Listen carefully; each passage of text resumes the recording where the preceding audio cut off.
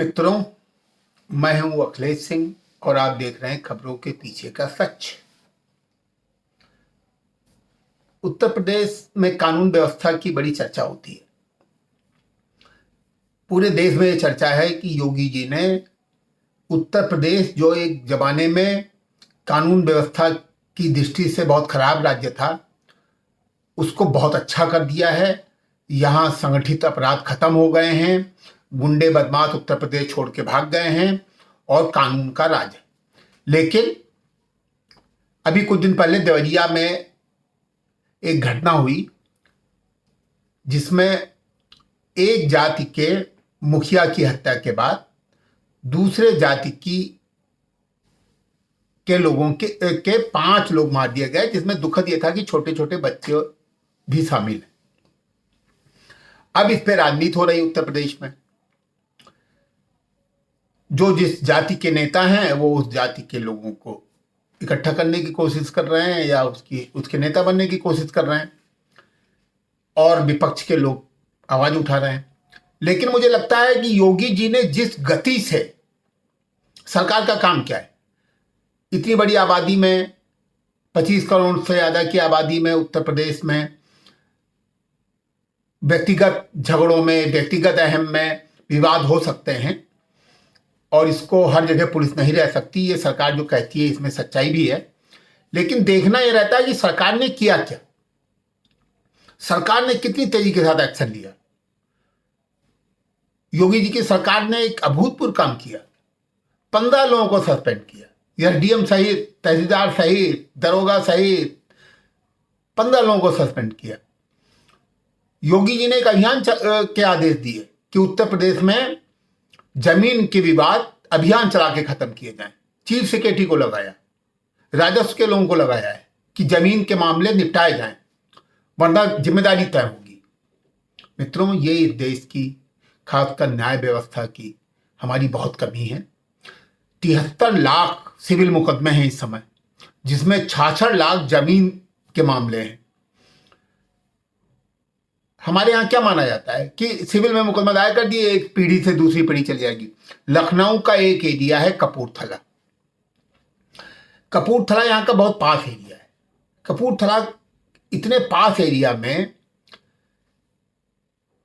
एक सोसाइटी है, नरेंद्र नगर सोसाइटी, जिसको एलडीए ने जमीन आवंटित की और कुछ माफियाओं ने वहां आवंटित जमीन पे 40 साल से अवैध कब्जे कर रखे हैं।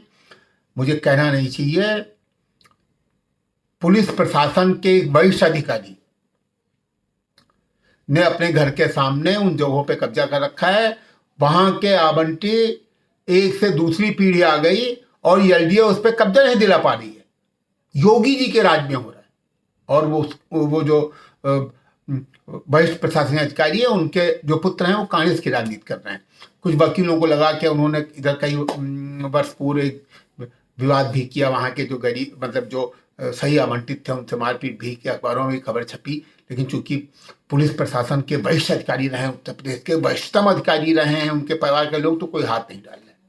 मेरा कहना यह है कि जो जमीन के विवाद है, इन पे पुलिस को सख्ती करनी चाहिए और जो लोग इसमें नियम विरुद्ध काम कर रहे हैं, देखिए, नियम से कोई काम करे, कुछ भी करे, पूरा हिंदुस्तान खरीद ले नियम के अंतर्गत, तो उसका क्या कर सकते हैं आप। लेकिन जो नियम विरुद्ध काम कर रहे हैं उनके खिलाफ सख्ती होनी चाहिए और उनको किसी भी कीमत पे छोड़ना नहीं चाहिए।